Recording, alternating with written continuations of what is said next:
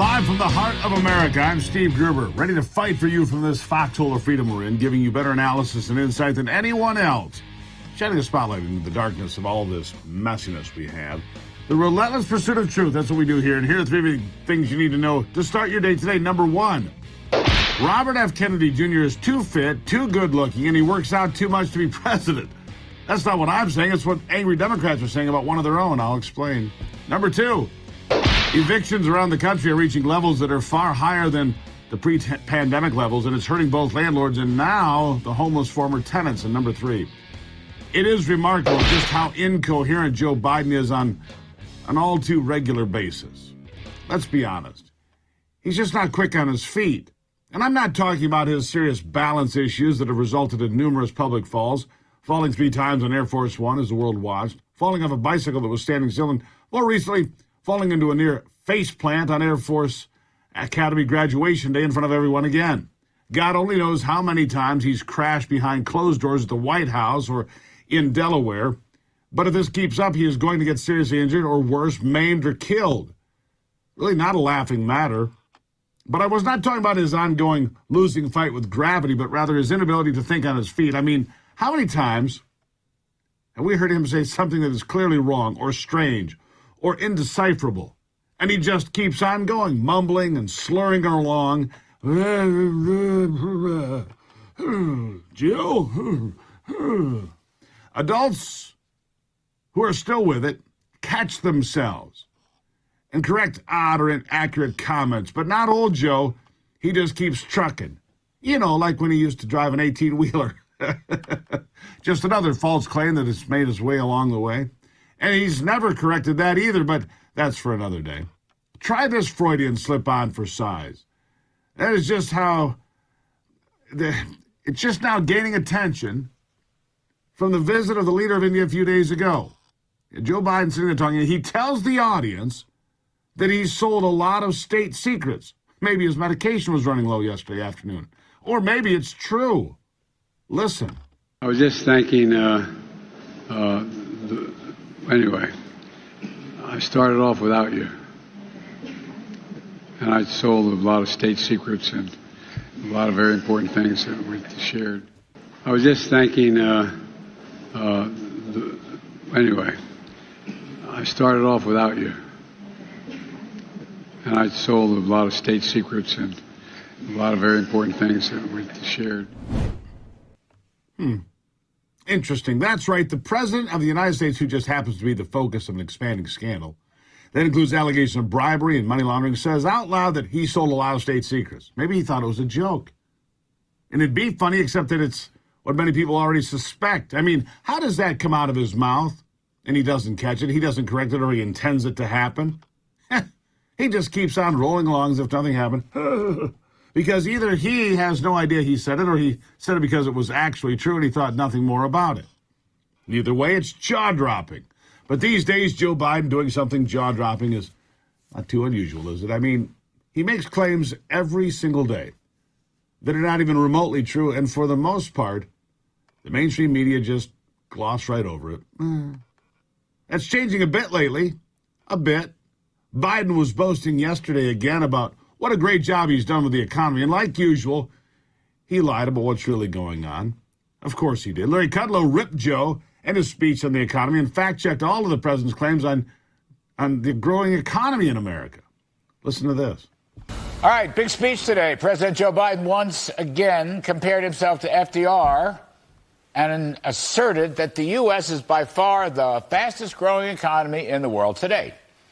Well, in terms of the fastest-growing economy in the world today, the U.S. in the last 5 quarters has grown at about 1% at an annual rate. That's for 15 months. Now, Canada, right next to us, just up north a bit, it's growing at over 3%. That's 3 times as fast. Whoops. Sorry, Joe. Now, most of Europe is growing at about the same stagnant 1%. On the other hand, India has grown above 6%, China roughly 4.5%. So I don't know which world Mr. Biden is looking at. As far as FDI is concerned, that's a longer discussion. But I'm going to say Joe Biden is much more socialist than FDR ever was. subject to discussion. However, Yep, subject to discussion. I think he's right in many ways. But the real problem for Biden is not the economy, even though it's dragged his approval numbers into the gutter. No, the big problem is the widening scandal involving his son, Hunter, the junkie who just got a cake deal, even though he failed to pay taxes on $3 million in 2017 and 18. That is getting much more serious, according to new whistleblowers who say he didn't pay taxes on another $8.3 million, Hunter, that is. And then, of course, the WhatsApp message to a Chinese communist insider that shows Hunter saying he's with Joey and demanding a payment from the Chinese for what we don't know yet, but we will soon enough. It's going to come out. The bleeding is profuse, and it's not stopping anytime soon. And everywhere you look, the cockroaches are scattering as the lights are getting brighter in the swamp. Oh, it's all true. It was so much fun to watch John Kirby run away after being asked about the Biden's bribery and money laundering scandals. I decided to keep it in for another round. Here it is. Enjoy. The House Ways and Means Committee yesterday released documents, their authenticity nowhere challenged. That included a July 2017 WhatsApp message sent by Hunter Biden to Henry Zhao, a Chinese Communist Party official, which stated in its entirety, and I quote, "I am sitting here with my father, and we would like to understand why the commitment made has not been fulfilled. Tell the director that I would like to resolve this now before it gets out of hand, and now means tonight. And Z, if I get a call or text from anyone involved in this other than you, Zhang, or the chairman, I will make certain that between the man sitting next to me and every person he knows, and my ability to forever hold a grudge, that you will regret not following my direction. I am sitting here waiting for the call with my father," unquote. So just a couple of questions about this.